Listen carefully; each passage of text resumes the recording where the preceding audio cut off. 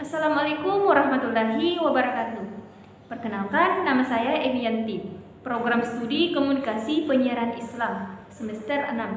Baiklah, pada kesempatan ini saya akan membahas tentang materi rekayasa sosial dalam perspektif dakwah.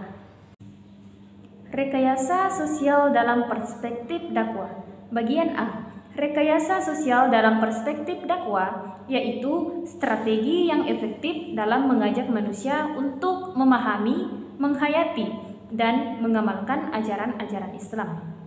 Rekayasa sosial menurut pengertian umum yaitu suatu cara yang digunakan untuk mengubah kondisi masyarakat dari perbuatan yang menyimpang ke perbuatan kebaikan. Selanjutnya yaitu bagian B, metode dalam rekayasa sosial. Metode dalam rekayasa sosial ini terbagi menjadi 4 macam. Yang pertama yaitu tablik. Tablik yang artinya menyampaikan sesuatu kepada orang lain. Pengertian tablik merupakan proses penyampaian informasi yang berupa pesan agama melalui wahyu dan hadis kepada orang lain. Yang kedua yaitu tafsir. Tafsir merupakan proses penyampaian kabar gembira kepada orang lain untuk memotivasi masyarakat agar dilakukan secara baik. Al-bayan. Yang ketiga al-bayan. Al-bayan merupakan suatu proses penyampaian ajaran Islam sesuai dengan Al-Quran dan As-Sunnah kepada manusia. Yang keempat anida. Anida merupakan ajakan kepada umat Islam untuk menjalankan syariat Islam melalui seorang dai. Selanjutnya yaitu bagian C, kondisi sosial yang perlu diubah. Kondisi sosial yang perlu diubah terdapat beberapa ungkapan dalam Al-Quran yang digunakan untuk mengungkapkan kondisi sosial kepada masyarakat yang perlu diubah. Di antaranya yaitu Alif Lam Ra. Ini adalah kitab yang kami turunkan kepadamu, supaya kamu mengeluarkan manusia dari gelap gulita kepada cahaya yang terang benderang. Dengan izin Tuhan mereka, yaitu menuju jalan Tuhan yang maha perkasa lagi maha terpuji.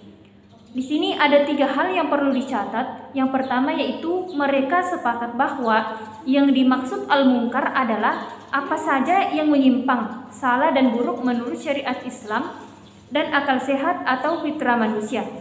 Yang kedua yaitu mereka juga sepakat bahwa al-munkar itu sangat luas wilayahnya.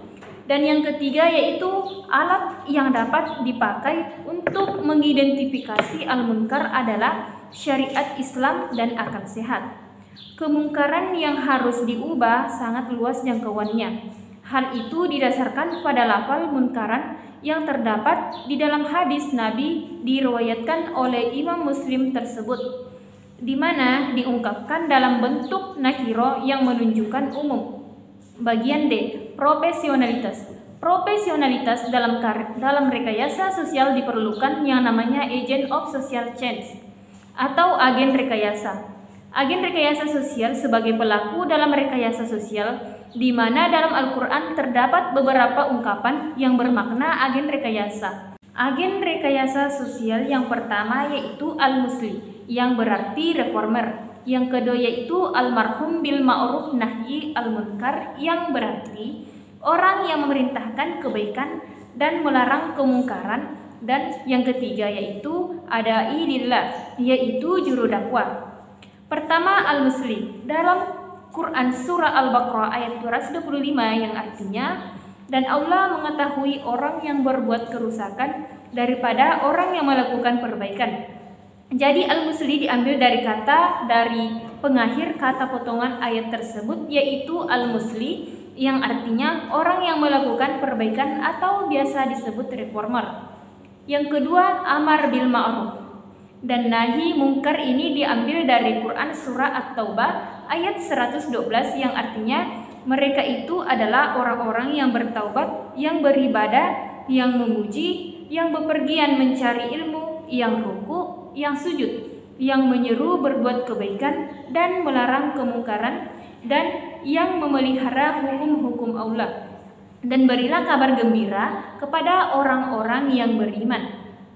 Jadi al-amar bil ma'ruf nahi mungkar diambil dari ayat tersebut. Kemudian yang ketiga yaitu ada ingin ada ingin Allah ambil dari Quran surah Al-Ahzab ayat 45 sampai 46 yang artinya, "Hai Nabi, sungguh kami mengutusmu sebagai saksi membawa kabar gembira, memberi peringatan juru dakwah kepada agama Allah dengan seizinnya dan sebagai lentera penerang." Jadi ada angel diambil dari kata dari potongan ayat tersebut. Bagian E, sumber daya manusia. Meledaknya sumber ilmu pengetahuan random teknologi. Pada saat ini hanya sebagian orang saja yang paham akan teknologi informasi. Sekianlah pemaparan presentasi. Kurang dan lebihnya mohon dimaafkan. Billahi bisabil haq fastabiqul khairat. Assalamualaikum warahmatullahi wabarakatuh.